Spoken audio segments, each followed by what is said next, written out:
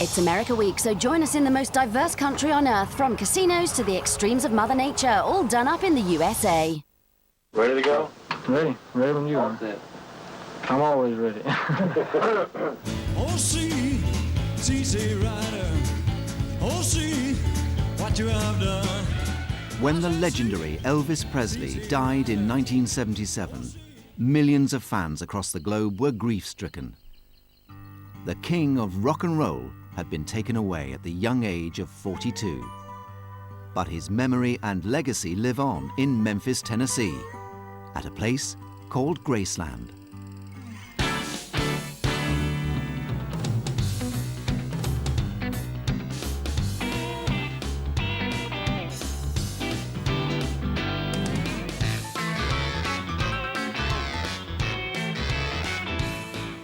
In the spring of 1957, at the age of 22, Elvis Aaron Presley bought the home of his dreams in the South Memphis suburb of Whitehaven.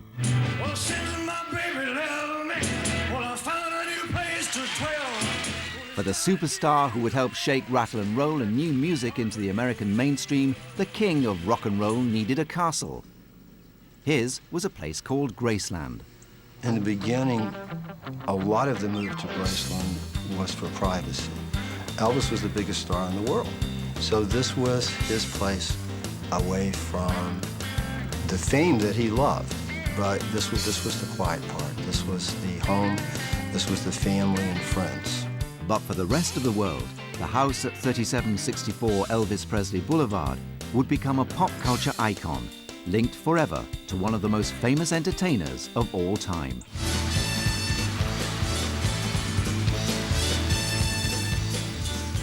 Graceland opened to the public in the summer of 1982, and it's been a hit ever since. But running Elvis Presley's estate is no easy task. It required a remarkable contingent of employees right from the beginning to open Graceland. We probably had 200 employees right when we started. We now have between 450 and 500 employees. At the heart of Graceland's staff is a team of archivists that work off-site in a special warehouse where thousands of Elvis's personal effects are housed, catalogued and preserved. Most of these items have never been seen by the public. Many will eventually spend time in the ever-changing displays and exhibits at Graceland. We just love displaying any clothing that we can because it really gives people a sense of Elvis when he wasn't on stage, because you notice that his clothing when he's off stage is almost as flamboyant and as expressive of his personality as his stage clothing was. Today, Graceland is one of the most recognizable private homes in the world. 23% of the annual visitors to Graceland are from outside the United States. The visitorship to Graceland is getting more diverse, it's getting younger, and it's truly exciting because of all of the possibilities it awakens for the future. But to fully understand the significance of Graceland, you have to travel 100 kilometers south to where it all began. Elvis was born in 1935 in Tupelo, Mississippi, to Vernon and Gladys Presley. They lived in a two-room shotgun house just outside of town. In 1948, when Elvis was 13 years old, Vernon packed up the car and moved the family to Memphis, Tennessee. Not long after they arrived, Vernon was making enough money to qualify for an apartment in a public housing complex. Jerry Schilling was a childhood friend of Presley's and later was one of his most trusted employees and confidants. You know, when you move from a school at that 11, 12-year-old age, you know, you go into a whole different environment, and you're kind of the weird kid. And then if you, if the family is somewhat poverty-stricken family, that makes you even more weird. And I think it was a rough adjustment for him. But Elvis did adjust to his new surroundings and graduated from Humes High School in 1953. That summer, he stopped by Memphis Recording Service, home of the Sun Records label in downtown Memphis. There he paid $4 to record 2 songs. One was called My Happiness, and the other was That's When Your Heartaches Begin. Sam Phillips, the owner of the studio and the Sun record label, heard it and was completely unimpressed. Fortunately for Elvis, Sam's secretary, Marian Keisker, had seen and met Elvis, got the charm, the good looks, the whole package. She continued to push Elvis towards Sam. And so in the summer of '54, Sam brought Elvis in to record, and that's the night they recorded That's All Right, which I guess you could point at as the big bang of the rock and roll revolution. By the spring of 1957, Elvis Presley had become an international superstar. His records were now selling worldwide, bringing unimaginable fortune and fame. Now all he needed was a home. Elvis had just returned from a trip to California when his parents told him they'd found a house they wanted to show him. The home was built in 1939 by Dr. Thomas Moore and his wife. The estate it sat on had been named after Mrs. Moore's great-aunt, Grace, and was called Graceland. It was everything he wanted: spacious, grand, quiet, set back from the street with a long, winding driveway and plenty of land. Elvis loved dramatic entrances, and cruising up the driveway certainly provided him with one. The home was built in a Georgian style and featured 18 rooms and 4 Corinthian columns. After seeing Graceland for the first time, Elvis knew he would buy it. He invited high school classmate and lifelong friend George Klein out to see the house. Graceland was the only thing out here. It was like out in the country, so to speak. And there was no houses, no nothing out here. And all of this, almost 14 acres. And he liked that. And he liked the fact that it set up on a hill, looked like a southern mansion. And he just really thought it was a cool-looking house, which it was and still is. The Presleys bought the new home the following week. The purchase price was $102,500. Almost immediately, Graceland became a sanctuary for Elvis, a place to escape the mad rush of fans and press. But more than anything, it was home. In a famous interview conducted at Graceland in 1960, after returning from US military service, Elvis's feelings about his home were clear. No, sir, I have no plans for leaving Memphis. You're going to keep Graceland? I'm going to keep Graceland as long as I possibly can.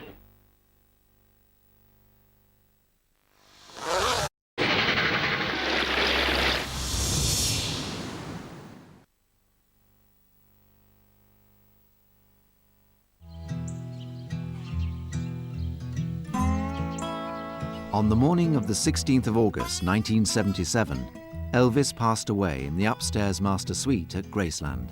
He was 42.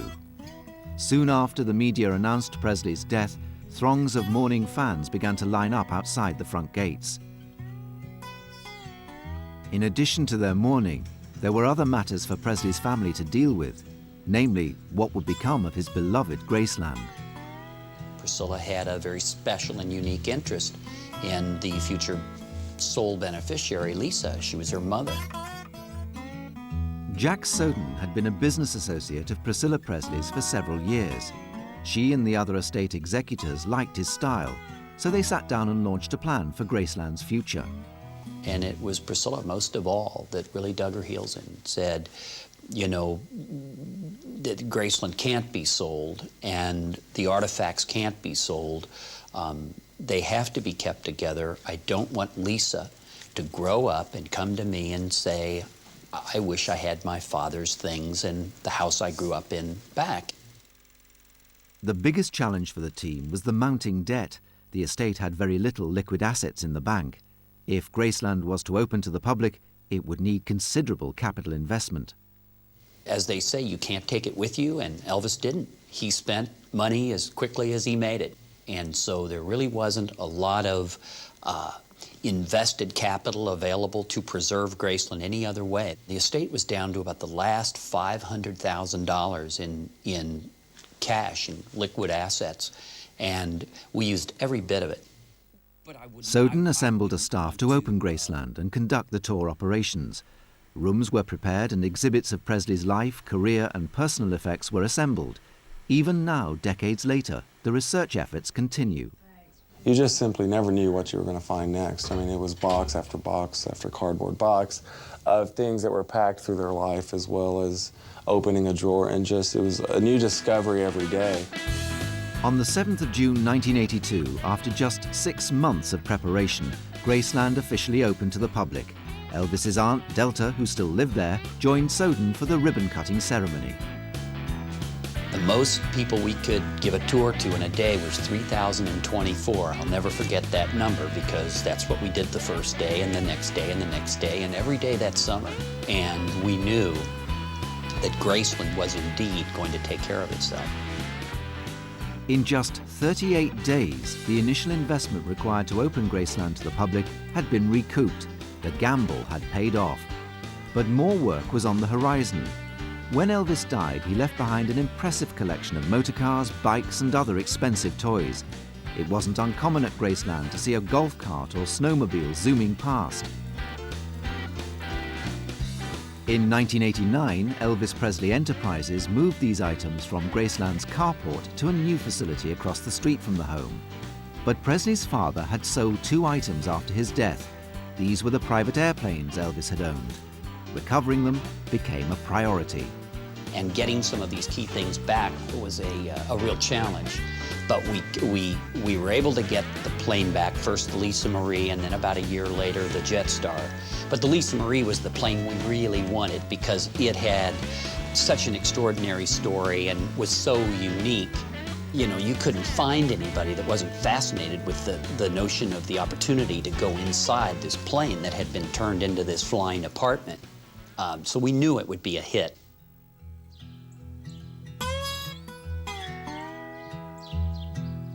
Profits from ticket sales, merchandising, and licensing allowed the construction of a visitors center plaza, complete with restaurants, gift shops, a museum, and other attractions. The entire property dedicated to giving visitors the ultimate Elvis experience. Amazingly, the Graceland mansion and its grounds appear exactly as they were when Elvis Presley was alive. The front wall at Graceland is one of the most photographed in the world. Made of brick and stone, Elvis had it built when he bought Graceland in 1957. Almost immediately, fans began to write messages to Elvis. This was the kind of tradition that had to be preserved. Over 20 years after his death, fans from around the world are still writing notes to Elvis. People have been writing on the front wall at Graceland ever since Elvis put it in 1957, just before he moved here.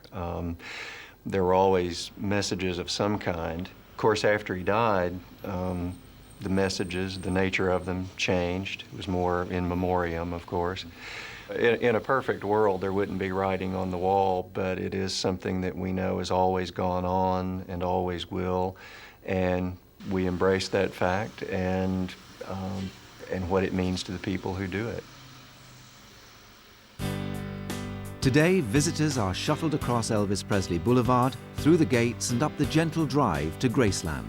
This is where the Elvis experience begins. The king of rock and roll himself greets the wide-eyed guests as they start the audio tour tape.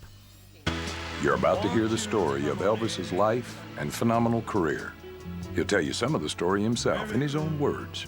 Hi, this is Elvis Presley. The happiest times I've ever had have been with my family. And in fact, I can't wait to get home. Once inside the mansion, a crystal chandelier illuminates a staircase to the upper floors of Graceland. To one side is the living room, which was always one of the liveliest rooms at Graceland. Here, friends and family would gather on a 4.5-meter custom-made sofa. The unique stained glass peacocks were designed by a local Memphis firm and added when Elvis redecorated in the mid-1970s. He added the peacocks just as a decorative piece to go with the decor.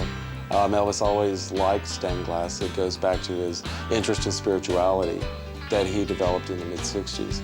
And so throughout Graceland, you will find a great deal of stained glass from that period. The music room was one of Elvis's favorite rooms at Graceland. Here, Elvis would sit at the piano entertaining friends well into the night, or just playing for his own pleasure. Well, the most special performance I was ever at. Elvis is sitting there. I'd never seen him play a piano. And he was sitting there singing "You'll Never Walk Alone" at the top of his voice.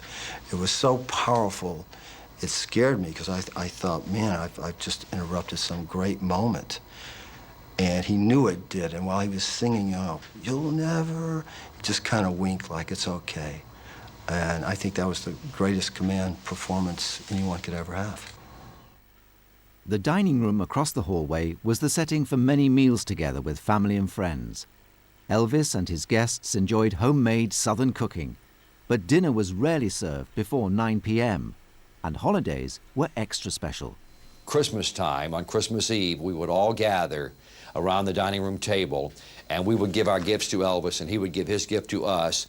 Then I'll never forget when Lisa was born, after she could understand what Santa Claus was about. Mr. Presley, Elvis's father, Vernon, would come down these steps and walk right over there dressed up as Santa Claus. And it really was a nice time. It was one of the most happiest times I'd ever seen Elvis, was Christmas Eve at that dining room table. This is perhaps the most famous room at Graceland. Added in the mid-1960s and used as a den, the room was a favourite gathering spot for friends or associates waiting to see Elvis. It was dubbed the Jungle Room because of its exotic furnishings, which included a custom waterfall and lime green shag carpeting, both on the floor and the ceiling. There was this period, though, in the, I guess, early 70s, where Elvis just was, wanting to change things up. It was the mood he was in or whatever. And it was during, I believe, Christmas time, and Vernon Presley came back. We were here and said, "Man, Elvis, I just saw the ugliest furniture I've ever seen." So Elvis had to go see it, and that's the furniture that's in there. He bought it all. So, but, we never called it the Jungle Room, actually, I think we kind of thought it was more Hawaiian or something, and Elvis loved Hawaii. That was the only place he really went on vacation. Presley's parents, Vernon and Gladys, also lived at Graceland. Elvis chose the downstairs bedroom suite for his parents and had it furnished with velvet drapes and upholstery. Added to the visitors' tour in 1998, the bedroom has been restored with its original 1950s decor, including a hand-tinted photograph of Elvis taken by William Spear, a local photographer. It was his parents' favourite. While the ground floor at Graceland had a more formal atmosphere, the basement level was definitely for more upbeat gatherings, and the TV room was the site of many. Elvis had it designed with bold colours and mounted 3 television sets into the wall, and when they wanted music, Elvis played records on a built-in jukebox with speakers wired throughout the home. For more competitive fun, the adjoining billiard room, draped in over 250 square metres of fabric, provided lots of action. Elvis was in his element here, often challenging his friends to a late-night game. The tear in the table's felt is the result of someone's unsuccessful trick shot. But it wasn't all play at Graceland. Taking care of the estate was a full-time job, and Elvis's father Vernon did much of it in this small office. If the sign on the door is anything to go by, he took his job very seriously. Vernon handled Elvis's private business affairs here, including hiring staff, payroll, and daily household management. He was known to be thrifty with money, so he used the same furniture in the office for over 20 years. Vernon's office is one of the most unique, I think, rooms here at Graceland, in that it was completely preserved as it was essentially the day, if not the day Elvis died, the day Vernon died. And it was completely locked down. But the locked file cabinets contained a wealth of information about Elvis's life on the personal side as well as the business side. Contracts to records to fan mail to news reviews to checks. Every check they ever wrote in their life is in that office. So it's a very special place as far as discovering the history of Elvis Presley because all the information is there. The sheer number of items Elvis left behind is staggering, and a team of 7 archivists works full-time to preserve and catalogue these pieces of rock and roll history. The work takes place in a warehouse somewhere in the city of Memphis. It's an enormous structure, packed floor to ceiling with Elvis's personal effects that aren't currently on display at Graceland. Everything from furniture to saddles, guitar cases and scrapbooks, a virtual Elvis time capsule. All of it in a space larger than Graceland itself. Each item here is cleaned, checked and entered into an archive database. Some of the artifacts are regularly booked out to display at Graceland or loaned to museums around the world. This is Elvis's black leather suit. He wore it during the 1968 comeback special.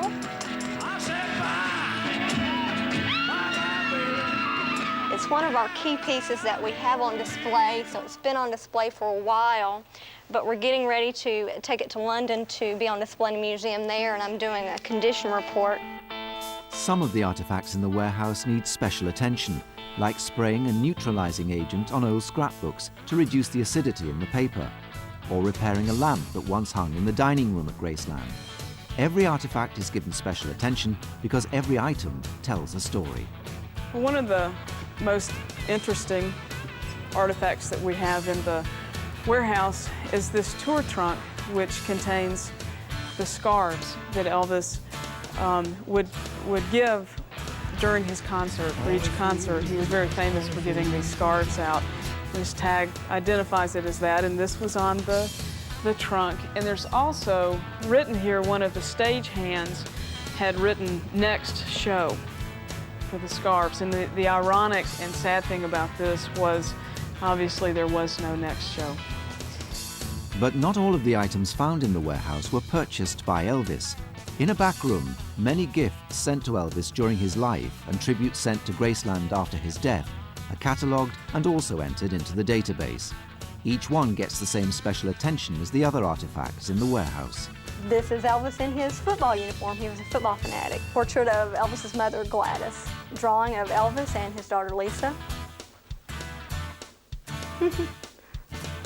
This is obviously Flamingo Elvis. And it's Glitter Elvis, and we have the young Elvis and the 70s Elvis. But the truly priceless artifacts from Elvis's life, perhaps some of the most important mementos in rock and roll history, are housed in a specially designed building on the Graceland complex. To the casual observer, the artifact building is unassuming, but far from ordinary. It's earthquake-proof, it's tornado-proof. We've got flood drains in here. We've got fire suppression system and also alarm system. And it's temperature and humidity controlled. We've got most of his wardrobe cataloged, over 45,000 photographs cataloged, and we are working on probably over 1 million documents in the paper collection. Carrie Stetler heads up the preservation efforts inside the artifact building. With a degree in archaeology, she was hired by the Graceland estate to help preserve a different sort of artifact site. I studied archaeology, and of course that's taking an artifact and making it tell you a story. And luckily in this collection we can make those artifacts do that because we have the checks where Elvis maybe purchased the costume, we have the photographs where he wore it, the receipt. You know, a lot of times we have the original boxes that things came in, but many of the clothing that Elvis had was made out of new fabrics, polyester, rayon, Dacron, and we're having to look at how their survival life is through time. In addition to stage costumes, personal wardrobe and accessories, and vast document archives, the artifact building also holds many of Elvis's musical instruments, personal hobby items, and Lisa Marie's baby clothes. Much of the collection here has never been seen by the public. We keep all sorts of artifacts here, and this is actually what you would call a very early cellular phone. Elvis carried this phone, it's a mobile phone, with him in the briefcase, and it still has the handwritten note with the instructions on how to use it. When we do display this, we have to watch on the dirt accumulating in the buttons and just the varnish here. This is a gun, one of Elvis's personals, and we're about to loan this to the Rock and Roll Hall of Fame. And we also keep these. We have them cleaned and maintained. You'd think Carrie's main satisfaction would come from knowing she's helping to preserve one of the most important collections in rock and roll history. But the rewards for her job come from another source. The enjoyment of the fans. They really, really do enjoy getting to see his personal house, and it's an extra special bonus when you get to see all his clothing and his personal hobby items, and to see the research come to fruition in an exhibit for the public to see and to share this great collection.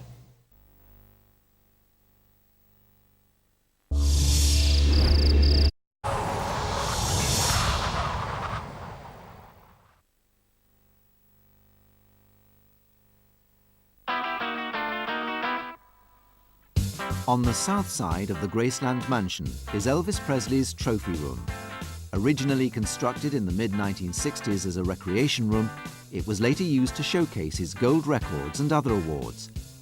The collection documents his 23-year musical and film career, featuring original movie posters, rows and rows of gold and platinum records, and his Grammy Awards. Even the gold army suit he wore in the late 1950s, arguably the most famous outfit in rock and roll history. Another exhibit space at Graceland is the squash court. Elvis had the structure built in the 70s when he became interested in the sport. To share more artifacts with the public, the court area has been transformed into an exhibit space for even more awards.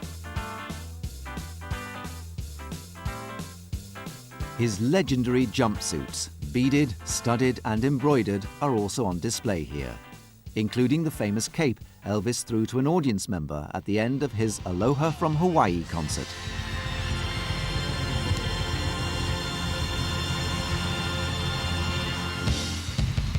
The challenges are that we have more artifacts than we can exhibit. So extracting what we can use and cannot use always becomes the most difficult. Additionally, there's the archival care. Even though they're young costumes, because they're on display, 8 to 12 hours a day, every day of the year, you have to measure how much light is hitting it per year, as well as keeping the constant humidity and temperature. Just outside the court area, the adjoining lounge remains as it was when a poignant moment occurred. On the 16th of August 1977, Elvis had just finished a light-hearted game of squash with friends and sat down to the piano to play and sing. Two of the songs were Unchained Melody and Blue Eyes Crying in the Rain. He then retired to his master bedroom suite, where he died several hours later.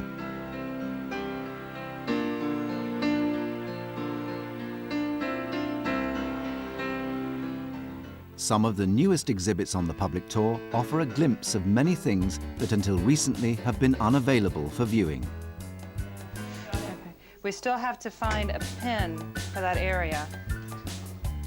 I think there's one in the artifact building, yeah. Okay, yeah.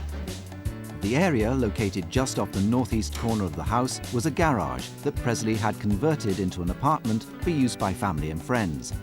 Today, it houses exhibits. Other displays at Graceland focus on Presley's career and public persona. Here, more personal items from his private life are now on display, all gleaned from areas never before seen by the public. The Artifacts Warehouse, Archive Building, and the upstairs quarters at Graceland. What we have here is a representation of Graceland kind of through the years. We have a living room section representing it in the 1960s, early 1960s, I'd say. This section over here, which is called the dressing room section, so we have some of his clothes, and we also have a bed that used to be in the room that was later used as a dressing room. The special thing about all of this is that it's never been seen by the public before. So you have a sort of a glimpse of what the public never sees upstairs. So it's just very, very neat, and we're hoping that people will be very excited about it. It's been sort of the same tour for so long, and this is an area that's been sort of closed off to them for all these years, and they, A, get to go through a new door, and B, get to see all of the stuff that we've had in storage and haven't been able to show them. Since the opening of Graceland in 1982, Elvis Presley Enterprises has expanded the exhibits that tell the story of the king of rock and roll, and has grown from a handful of employees to 500 full-time staff. Running Graceland is a round-the-clock job. While the focal point of Graceland is the home and the various rooms inside, the surrounding 6 hectares of the estate are equally important to the complete Elvis experience. During Elvis's life at Graceland, friends and family enjoyed the areas outside as much as the home itself. A young Jimmy Gamble used to play in the grounds at Graceland. My grandfather was Elvis's father's brother, and my grandmother's Elvis's mother's sister. And so brothers married sisters, so I'm second cousin. Over 30 years later, Jimmy Gamble is still riding golf carts on the lawn. He works for Graceland as the supervisor for landscaping and maintenance. On daily operations, first thing we do, we come in first thing in the morning. They'll get the blowers out and make sure the pathways for the tours are clean. Go down to the pool, make sure it's clean, gravesite, rearrange the flowers, wipe the graves off. The graves are located on the south end of the mansion in the meditation garden. Elvis commissioned its design in the mid-60s. He wanted wrought iron and benches for reading, and a ring of white columns with a fountain of water jets in the center. Its spiritual atmosphere was a quiet place for reflection, and when Elvis died, this was the place his father Vernon chose to lay him to rest. Today, there are 4 graves placed along a small walkway, and in keeping with the original design. This is the resting place for Elvis, his mother and father, Gladys and Vernon, and grandmother, Minnie May. There's no other spot at Graceland that evokes such emotion. The graves are constantly maintained by Jimmy Gamble's team of gardeners. On the gravesite, we have all different types of items that are left, along with the flowers, teddy bears, guitars, pictures people leave behind, and the teddy bears, they are kept and give to like a children's home.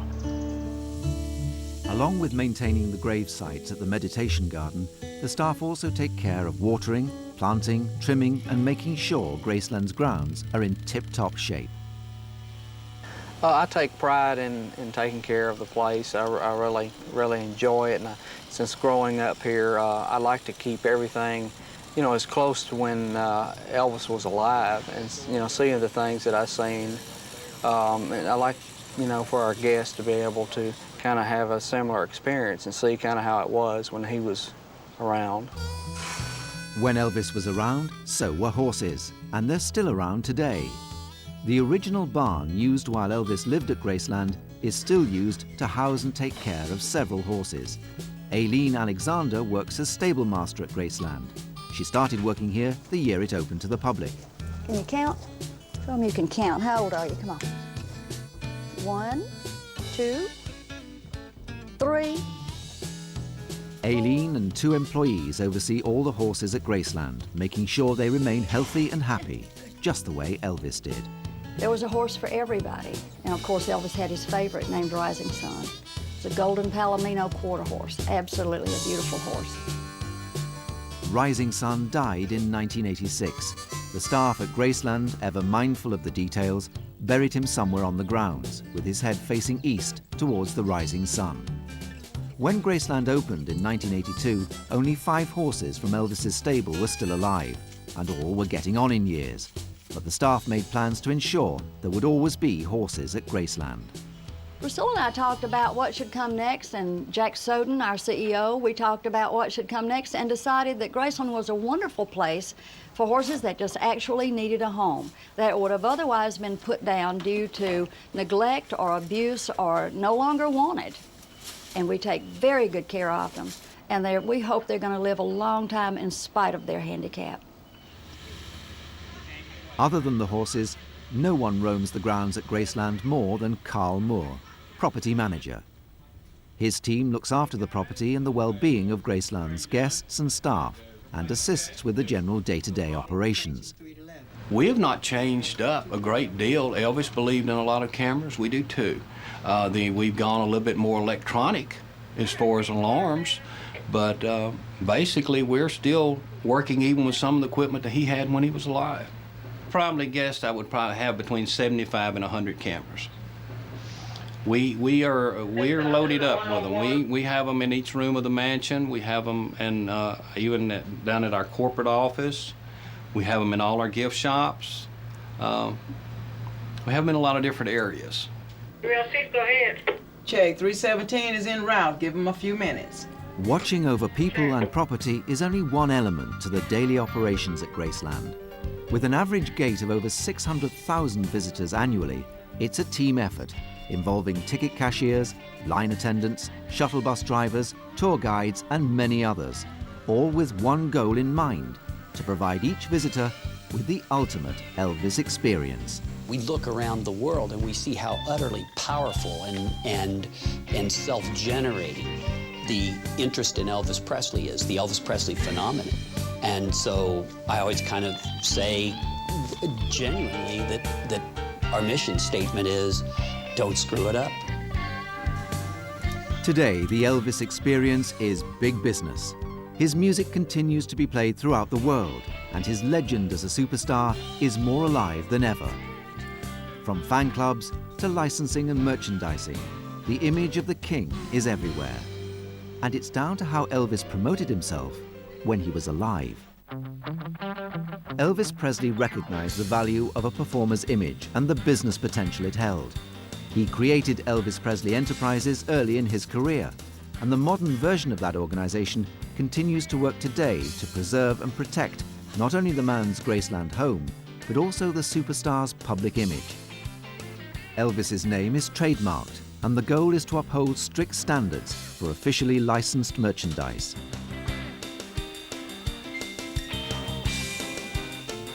Danny Hiltonbrand is in charge of the merchandising efforts for products available at Graceland's gift shops, online and retail outlets.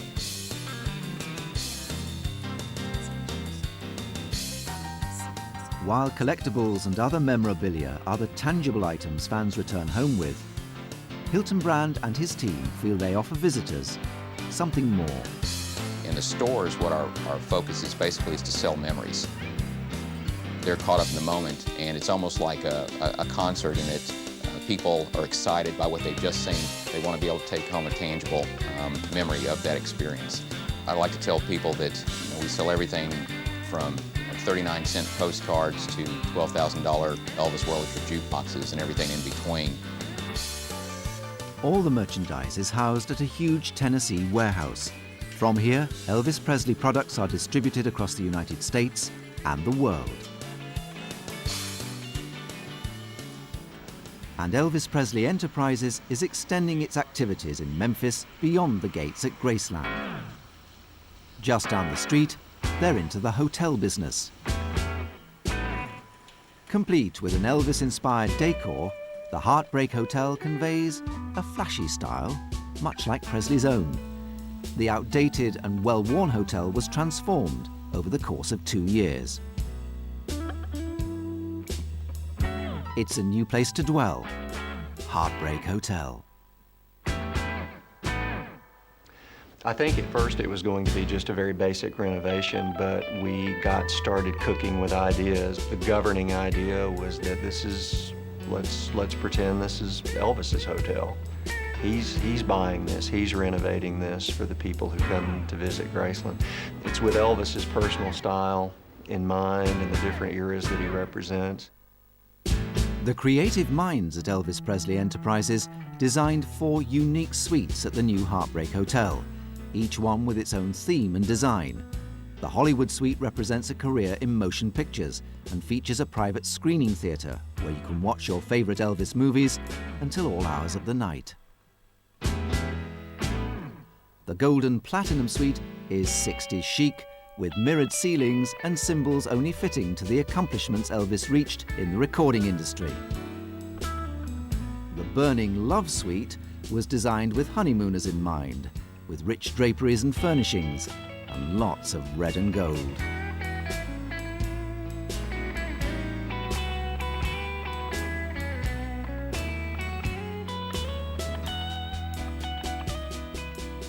But the most popular of all is the Graceland Suite.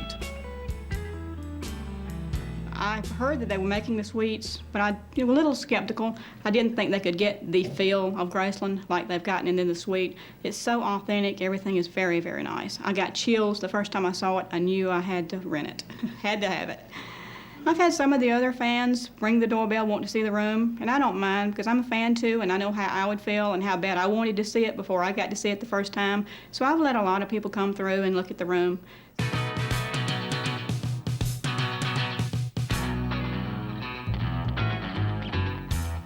But Elvis Presley Enterprises' Memphis activities go beyond Graceland's boundaries to the heart of Beale Street in downtown Memphis.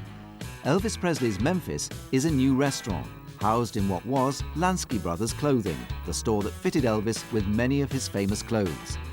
The staff at Graceland wanted to create a restaurant that celebrates Elvis's style and the city he loved. You can play a game of 8-ball on the pool table that Elvis and the Beatles once played on, or sample some of Presley's favourite foods. The menu offers contemporary American cuisine, as well as typical Memphis fare, including the famous peanut butter and banana sandwich. So just think of it as a grilled cheese. And this is the fried peanut butter banana sandwich, the finished product, the famous sandwich that Elvis loved. Elvis Presley Enterprises is reaching even further, preserving and protecting the image of Elvis worldwide. But none of the successes would be possible without the most devoted fans in the world. And as soon as we receive the fan club profile back and get you on the computer, we will send you another packet. Patsy Anderson is one person who knows firsthand how big Elvis is worldwide. She's been the fan relations manager since 1985. We have about 500 Elvis Presley fan clubs around the world, and that includes Istanbul, Chile, Israel, Russia, Sri Lanka, Malaysia.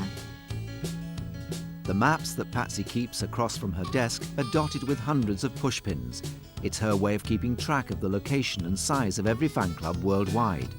Many of those fan clubs come to Elvis Week every year on the anniversary of Elvis's death. The week of the 16th of August is a special time at Graceland. Thousands of fans from around the world descend on Memphis to celebrate the life of Elvis Aaron Presley. Many have made the journey every year since his death in 1977. This will be our 12th Elvis Week. We try to come 2 or 3 times a year, but there is nothing like being here for Elvis Week. We have one big Elvis reunion.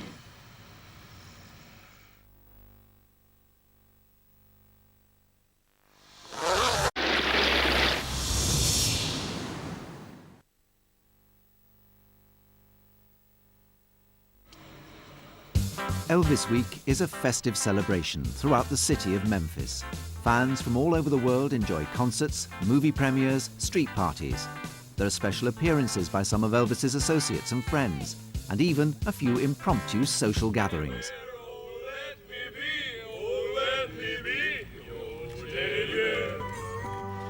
But the biggest event of the week is the Candlelight Vigil.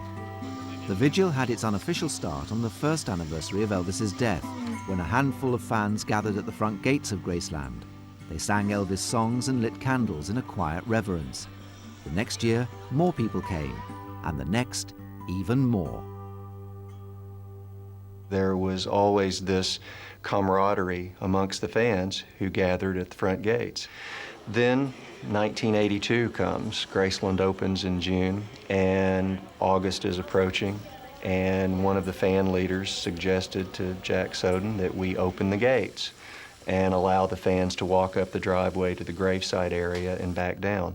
Wouldn't that be wonderful? And Jack said, yeah, that's a good idea. The candlelight vigil begins in earnest at the gravesite in the meditation garden.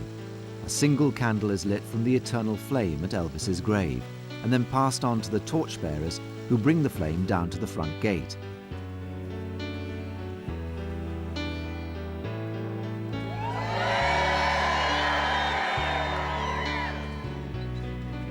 As the night progresses, fans wait patiently in line to walk up the hill and pay their respects, and to celebrate the life of the king of rock and roll. It's just a really moving moment. He was the best, and that's why all the way from Ireland, we came out from New York and everything. This is really cool. I think parents also just, the way they feel about him, they pass it on to their kids. It's more than just a, yeah, listen to this music. It's a, this was the man, this is what he did. It's an image thing. He was cool, like, and he's cool forever, so it's kind of, it's, yeah. The candlelight vigil lasts well into the night, as thousands of fans pass by Elvis's grave, leaving personal tributes behind. Toward the end of the ceremony, flowers, photographs, and other personal mementos are often stacked knee-deep on the gravesite. By the small hours, the last of the fans make their way up the driveway to the gravesite and back down to the gates. Dawn will break, in just a few hours. The groundsmen start work at 7 a.m. and tidy up the gravesite, ready for the day. By mid-morning, Graceland is buzzing with life. The security guards report in and start making their rounds. The horses are being fed and led out to pasture. The driveway and grounds are cleaned, and the fans once again tour the mansion on this special day at Graceland. Many of the fans will be planning their return trips for next year. It will always be the kind of experience that's about music, that's about being touched, that's about a smile on your face at a guy whose music and whose charisma could move people so powerfully. And a half a century from now, Graceland will be one of the best preserved examples of the 60s and 70s on the face of the planet, because none of it will have been recreated or reconstituted. I think people will be coming to visit this house 20 years from now, 50 years from now, 100 years from now. Over 20 years after Elvis's death, his popularity continues to soar and attract new generations and a diverse fan base. Graceland grows along with it. And with the estate's ongoing efforts, Elvis Presley's beloved home will indeed be something to see well into the future.